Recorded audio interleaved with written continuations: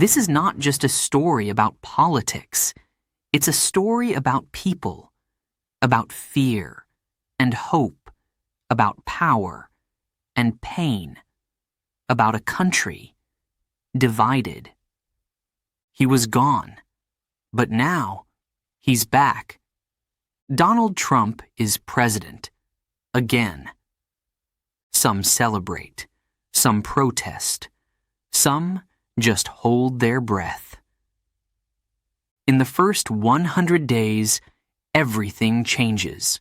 Laws, borders, jobs, friendships, families, the future. But one question follows every step. Is America great again? Let's find out. Chapter 1. The Return of Trump. He's back. Donald Trump is president again. It's cold in Washington, D.C. The wind is sharp. The sky is gray, but the crowd is loud. Some people are smiling, waving flags, shouting, USA! USA! Tears in their eyes.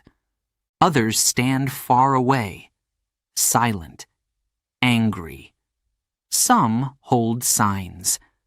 Not my president. A new chapter begins. A chapter that feels familiar, but also different. Trump walks up to the stage. He lifts his hand. He takes the oath. He says the words slowly, clearly, like a man ready for war. Then he turns to the microphone. My fellow Americans, he begins, we are going to bring back greatness, real greatness. People cheer, some cry. Phones record every word. But some eyes look down, worried, tired. Trump's voice grows stronger. The world laughed at us. That ends today. We will protect our borders. We will bring back jobs. We will make America powerful again. He points his finger. His face is hard, serious. He means business. But not everyone claps. Not everyone believes. A woman in the crowd whispers, "This feels like a dream or a nightmare." Her daughter holds her hand, quiet, confused. Some remember 2016. The chaos, the noise, the tweets, the headlines, every day. Now it starts again.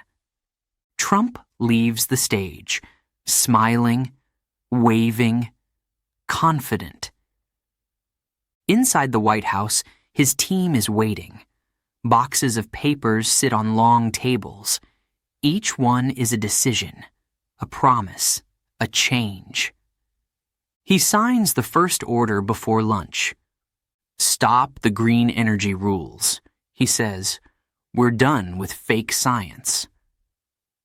The pen scratches the paper. One stroke, one signature. A new rule is born, or an old one dies.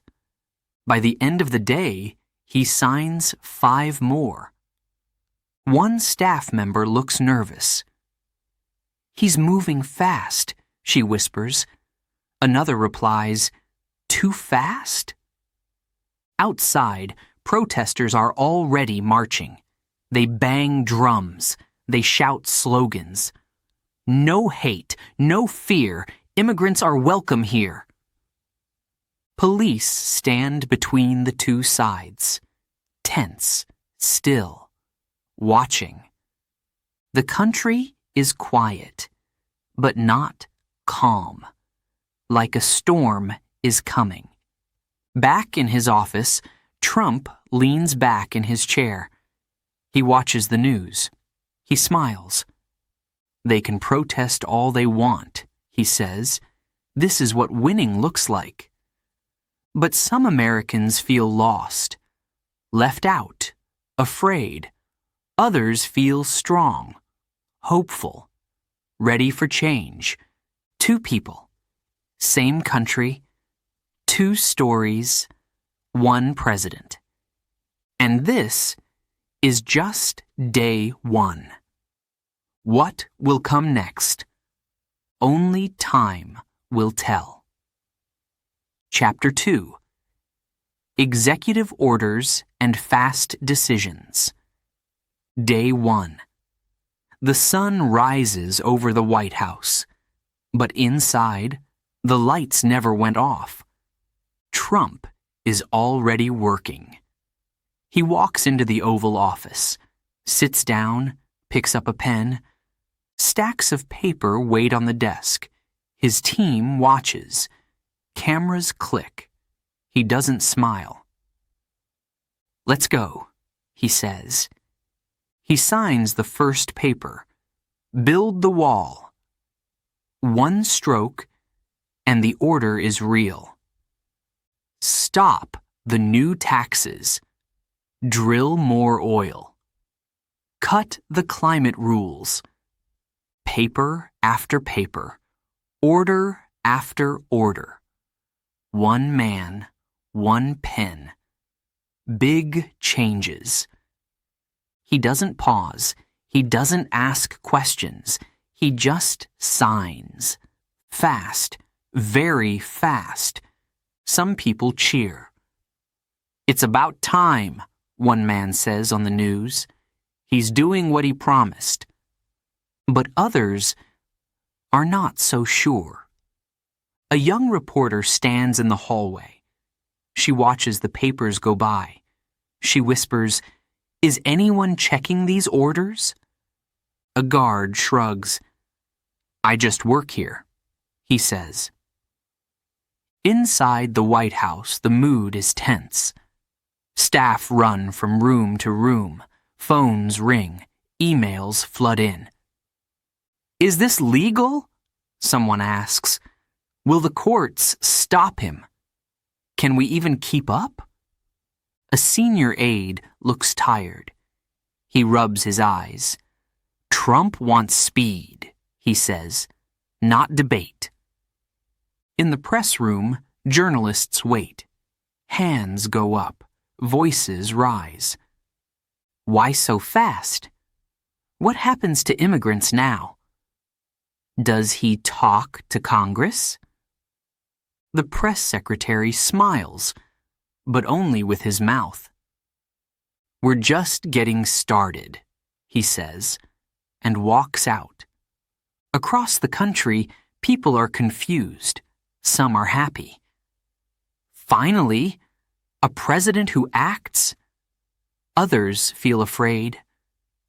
A teacher in California stares at the TV. She shakes her head. "He's changing everything," she says. "So quickly, too quickly." Her student asks, "Can he really do all this alone?" And the truth is, yes. For now, he can. These are executive orders, a president's power on paper. No vote, no law, just his word. The next day, more papers come. Ban people from some countries. Cut funding for climate science. Restart oil pipelines. Trump signs them all, like a businessman signing deals. To him, this is action. To others, it's chaos. One senator speaks on the radio. "This isn't leadership," he says. "It's control." But Trump doesn't slow down. He speaks at a rally. "Washington is broken," he shouts. "We are fixing it." The crowd roars. Back in D.C., the wind picks up. A storm is coming. Not outside, but inside the government. Decisions are flying. Rules are changing. People are watching. And some are asking, What comes next? Is anyone in control? Chapter 3. A New Economic War. It starts with a tweet, like many things in this story. America is losing, Trump writes. Other countries are stealing our jobs. All that ends now. He walks into the press room. His voice is loud. His message is clear. We're bringing jobs back. We're putting America first. No more bad deals. Then comes the new rule. Higher taxes on goods from outside, from China, from Mexico, even from Europe. It's called a tariff. But to many people, it just means things cost more. A refrigerator from China? Now more expensive? A car part from Germany?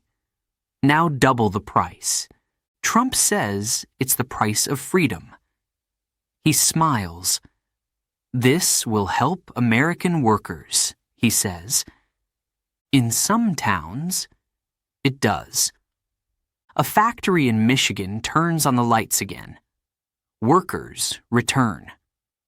One man says, "It's good to be back." He puts on his hard hat and starts the machine.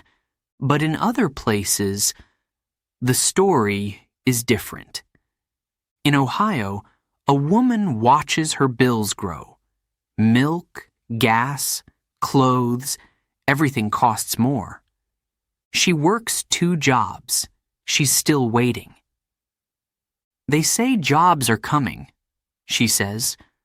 But when? I don't see them. Her husband used to work at a tire factory. It closed 5 years ago. Now, it's still empty. Trump holds a rally in Pennsylvania. People cheer. He points at the camera. They said it couldn't be done. But look, we're winning again. The crowd shouts, USA! USA! But behind the cheers, there are questions. In Texas, farmers are worried. China used to buy their soybeans. Now, the orders have stopped. One farmer stares at his fields. His voice is quiet. I support the president, he says. But if this goes on, I may lose everything. Trump fires back. He says China is playing unfair, that America must be strong. And so, the trade war begins. Tariffs go up. Then China answers with their own. Then Trump adds more. Round after round. Like punches in a fight. Nobody wins quickly. The stock market shakes. Companies hold their breath.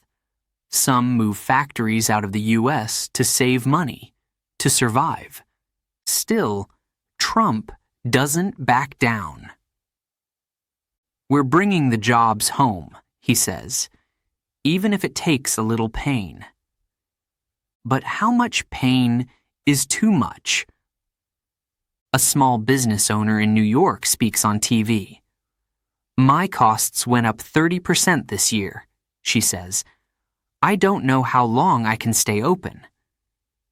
And back in Ohio, the woman still waits. She watches the news. She sighs. Maybe next year, she says.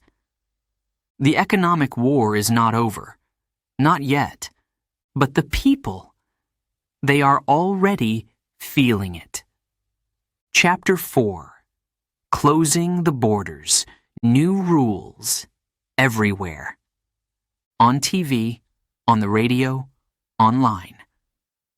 Stronger borders. More control. Keep America safe. Trump speaks from the White House. We must protect our country, he says. Too many people are coming in. Too fast. Too dangerous. He signs another paper. An executive order. The airports change overnight. More police. More questions. More people stopped. A woman in a hijab stands in line. She holds her baby close. She's been living in the U.S. for 5 years, but now she's not sure what will happen. A man in uniform asks, "Where are you from? Why are you here? How long do you plan to stay?" She doesn't know how to answer. She looks down, afraid to say the wrong word. Outside, protesters shout, "No ban! No wall! Let them in!" But the order is clear. 7 countries are on the list. Muslim countries. People with visas are sent back. At one airport, a little girl cries. She sits on the floor holding a stuffed bear. Her mother is gone. "Where is my mom?" she asks. Nobody answers. A volunteer kneels beside her. "It's going to be okay," she says, but her voice is shaking. Some families are split. Some people wait for hours or days. Some are never let in. Back in Washington, Trump speaks again. "This is not about hate," he says. "This is about safety. We don't know who these people are." Supporters clap. They say, "He's just doing his job." They say, "Finally, someone is protecting us." But others feel something different. A soldier, back from war, speaks quietly. "I fought for this country," he says. "My translator saved my life. Now he can't get a visa." His voice breaks. "He risked everything for us. And now we shut the door?" At the border with Mexico, things get harder. More fences, more guards. People try to cross and get caught. Some ask for asylum. They say, "I ran from gangs. I ran from danger. I just want to live." They are taken to centers. Big buildings with metal bars, cold rooms, thin blankets. Some parents are separated from their children. A journalist visits one center. She sees children sleeping on the floor. She hears soft crying in the dark. "It feels like a prison," she says. Trump says it's working. "Illegal crossings are down," he says. "We are finally in control." But at what cost? A pastor in Texas holds up a Bible. He speaks to his church. Jesus said, "Welcome the stranger," he says. He looks at the camera. Are we still listening? The border is tighter. The rules are stronger. The doors are closing. Trump says, "We must stay safe." But is safety more important than kindness? And who gets to decide? Chapter 5. America and the World. Old friends call. They call from Canada, from France, from Japan. They ask the same question. What is happening in America? Trump picks up the phone. Sometimes, other times, he doesn't. The world watches and waits. At a meeting with NATO, he arrives late. He speaks quickly, loudly. "We are not your bank," he says. "Pay your share, or we walk. The room goes quiet. Leaders shift in their seats. Some look down. Some look angry. It used to be handshakes. Now, it's warnings. In Paris, the French president speaks to reporters. We need strong partners, he says, but respect must go both ways. Trump leaves the meeting early. On the plane, he tweets. At 3 a.m., America is not the world's babysitter. 3 million people read it before sunrise. Some cheer, some shake their heads. Old alliances now feel cold. In the UN, American diplomats sit alone. A vote is held. Almost every country says no to Trump's new rule. The U.S. says it doesn't care. We decide for ourselves, Trump says, not for the world. He pulls out of climate deals, trade deals, peace talks, one by one. The doors close. In Tokyo, a businessman looks worried. Our companies need American markets, he says, but now we don't know the rules. In Berlin, a student raises her hand. Does America still care about us? She asks. Back home, Trump speaks to a crowd. We gave too much, he says. We got nothing back. The crowd cheers. America first, they shout. But in the Pentagon, generals talk late into the night. Old maps on the table. New threats on the screen. What happens if we stand alone? One asks. No one answers. In Syria, a village is bombed. Trump says, not our fight. He brings U.S. troops home. Some families celebrate. No more war, they say.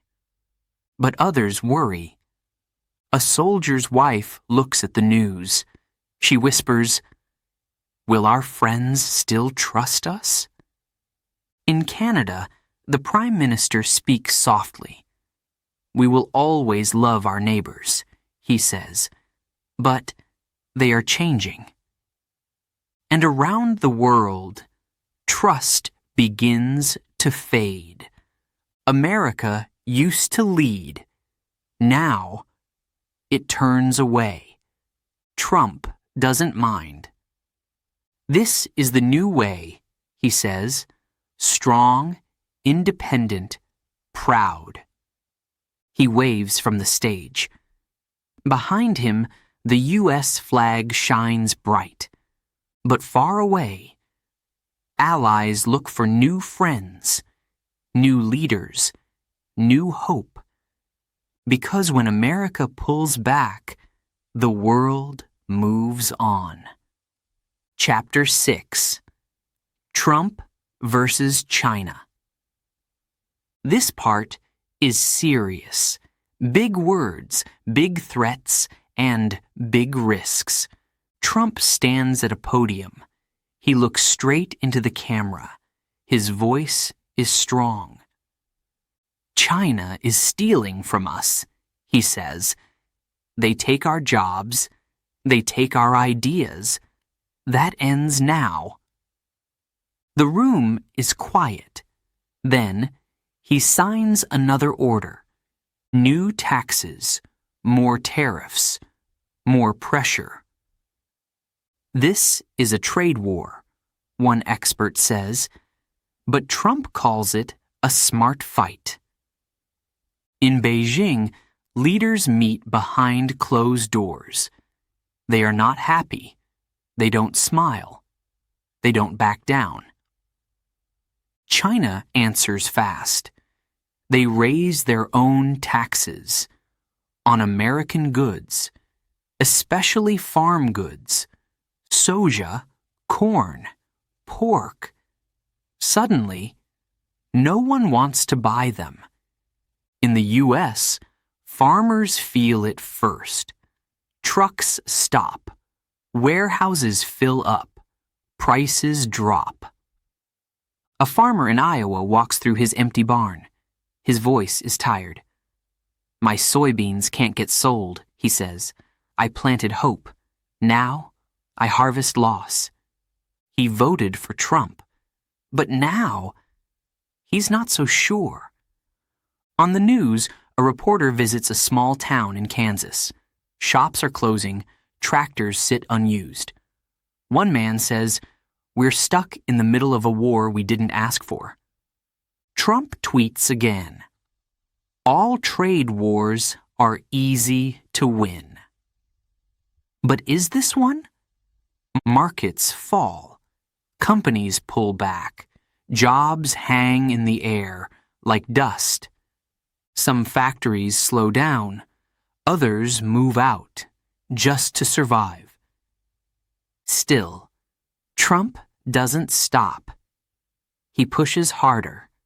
More taxes, more pressure. In Washington, people argue. One side says, "We must fight China now or never." The other says, "We're hurting ourselves." But Trump believes in strength. He calls it America's comeback. He visits a steel plant, shakes hands, smiles. "We're winning," he says. "We're taking back control." But across the sea, China keeps building. New roads, new tech, new power.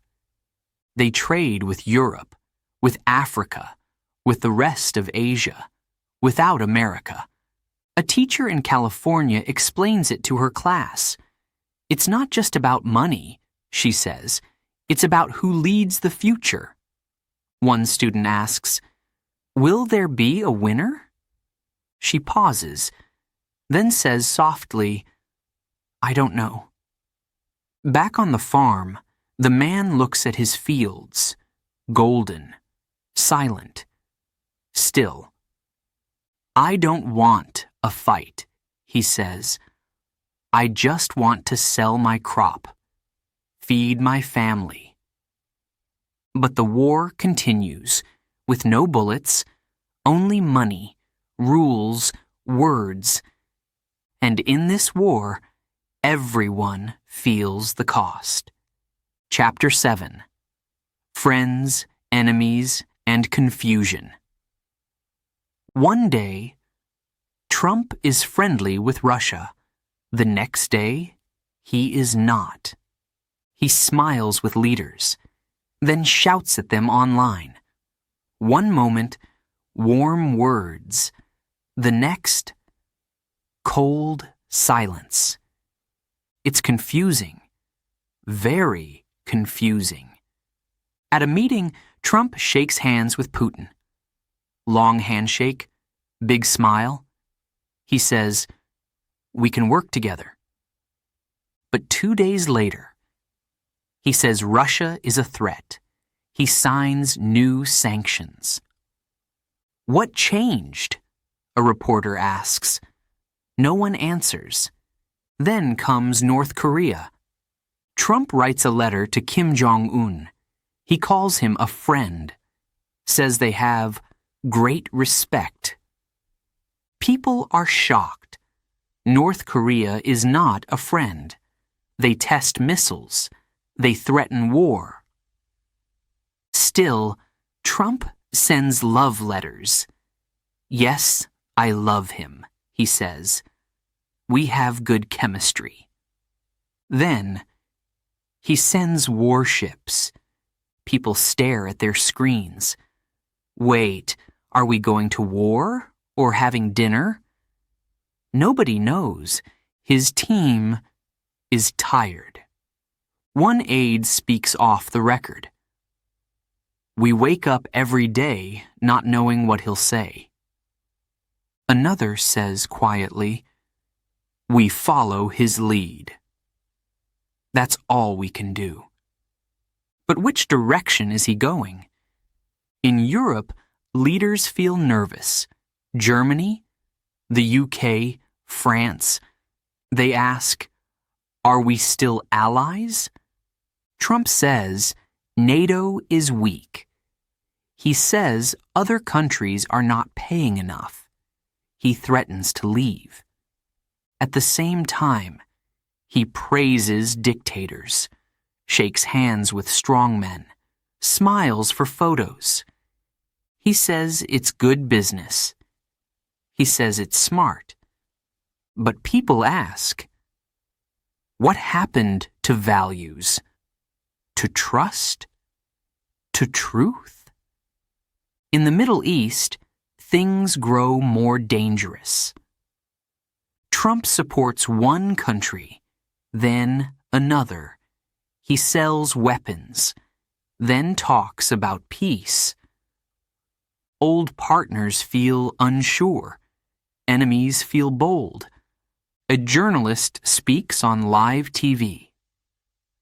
America used to be a compass, she says, a light for others. But now, the needle spins. Back home, voters ask simple questions. Who are our friends now? Who can we trust? Where are we going? Trump holds another rally. He speaks to the crowd. Don't worry, he says. I know what I'm doing. I make deals, big deals, smart deals. The crowd cheers. But behind the stage, his team checks Twitter, just to see what comes next. A general walks out of the room. He sighs. We don't have a plan, he says. We have a president. And that is not always the same thing.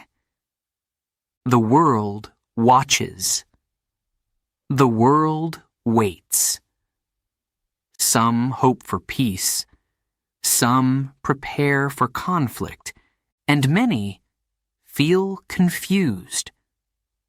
Because in this White House, friendship can end with a tweet, and enemies can become great guys. Overnight. Chapter 8. What Americans Think. America is loud. Not just the cities, not just the news, the people. Everyone has something to say. Some say, he is strong. He says what he thinks. Others say, he's dangerous. He says too much. In cafes, people argue over coffee. He's saving the country. No, he's ruining it. One woman says, he brought my job back. Another says, he took my health care away. At family dinners, things get tense. A father raises his voice. A daughter walks out. A grandma shakes her head. Can we just eat? She whispers. But it's not just politics anymore. It's personal. In small towns, people hang flags outside their homes, red hats, big signs. Trump 2024. They believe in him. They trust him. He speaks for us, one man says. He's not a politician. He's real. He looks proud. His voice is firm. In big cities, people march in the streets. They hold signs. They chant, "Not my president!" A student shouts into a megaphone. He lies. He divides. We won't be silent. The country is talking, but not always listening. On the news, two guests yell at each other. On social media, it's even worse. People block their friends, unfollow their neighbors, mute their own family. One man says, I lost a friend over this. He looks down. She said I was brainwashed. I just wanted to talk. A teacher in Texas gives her class a rule. No politics during lunch. She says, it always ends in tears. And still, the opinions keep coming. Loud, fast, endless. Some Americans love the chaos. They feel alive. They feel heard. Others feel tired, exhausted, lost in the noise. One woman sits in her car. The radio plays a Trump speech.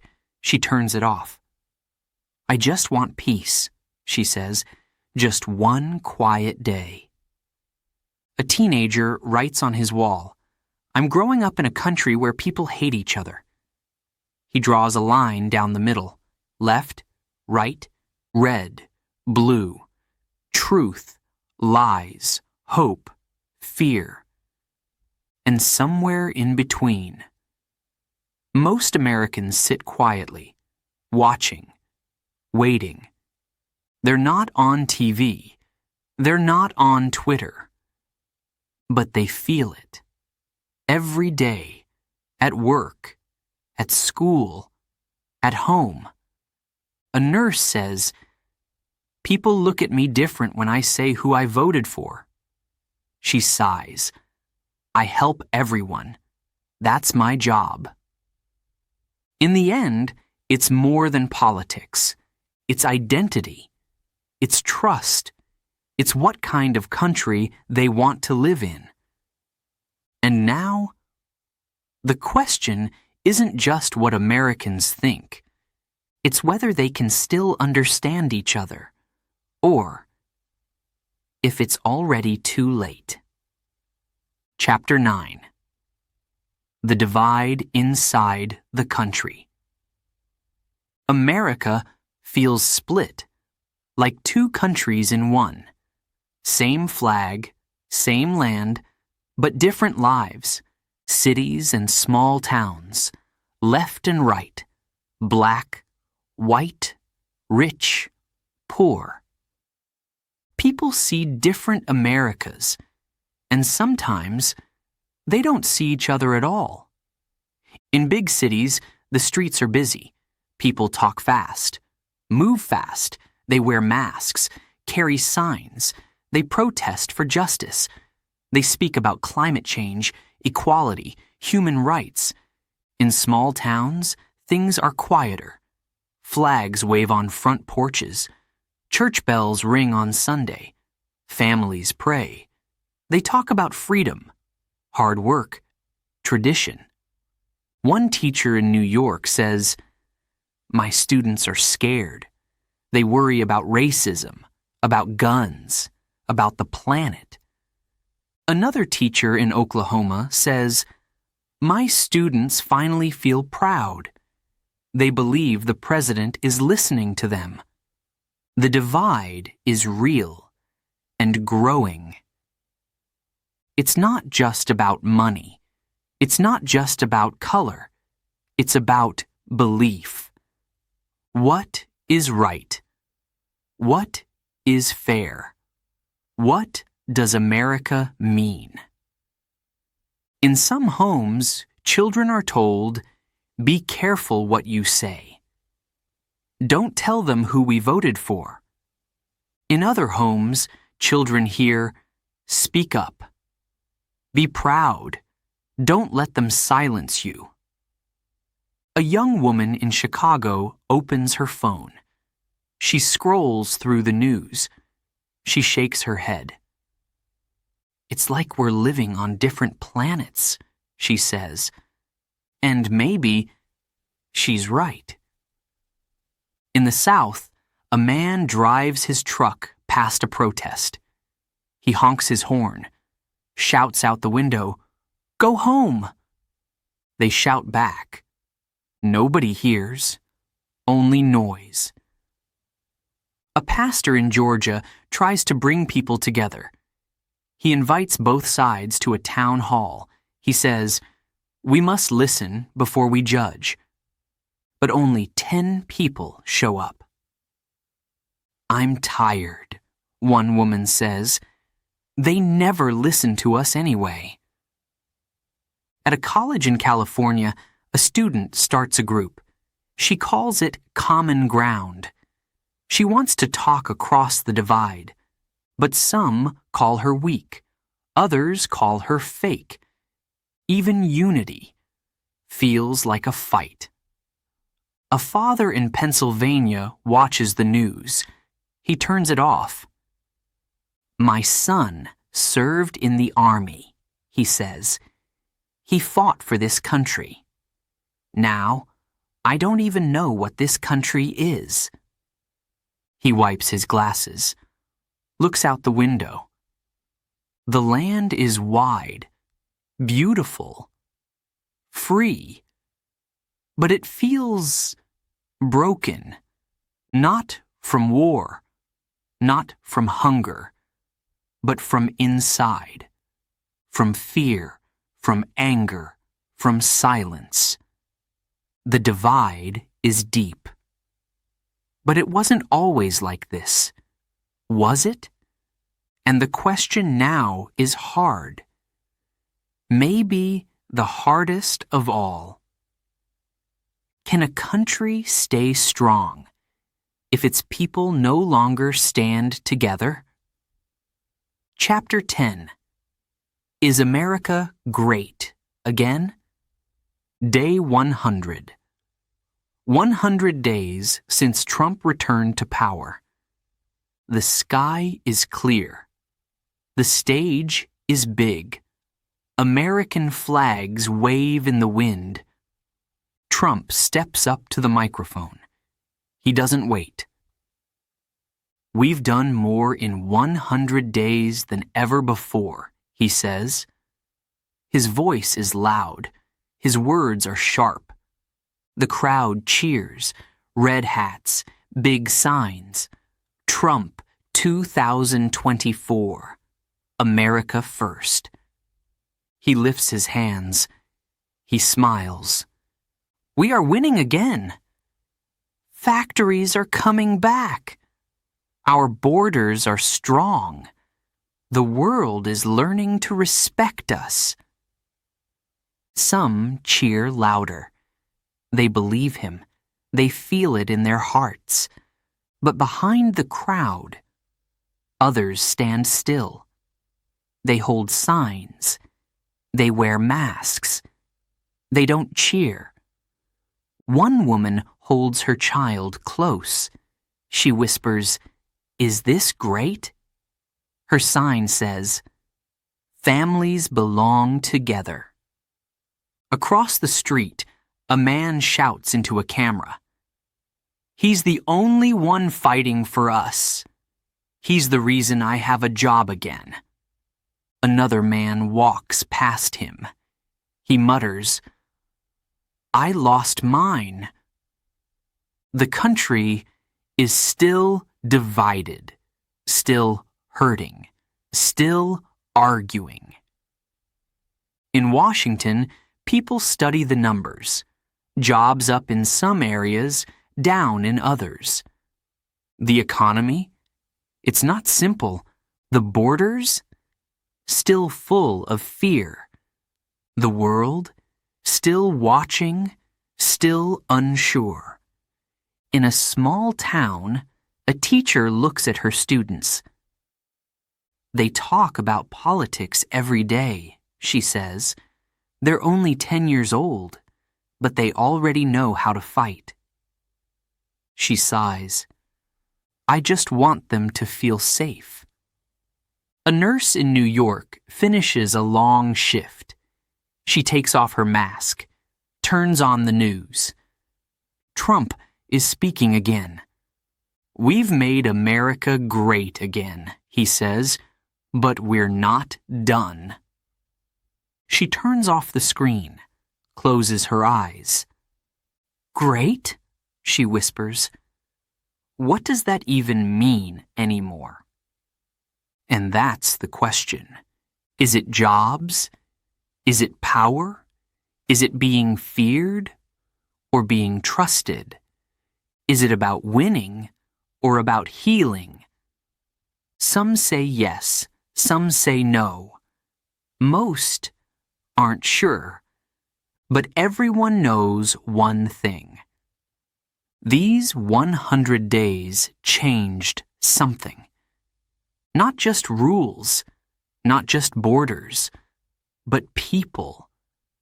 How they see each other, how they speak, how they feel. Trump walks off the stage. His team follows. The crowd cheers again. Fireworks light the sky. But not everyone looks up. Some look down, some walk away. Some just wonder. Is America great again? Maybe. Maybe not. The truth?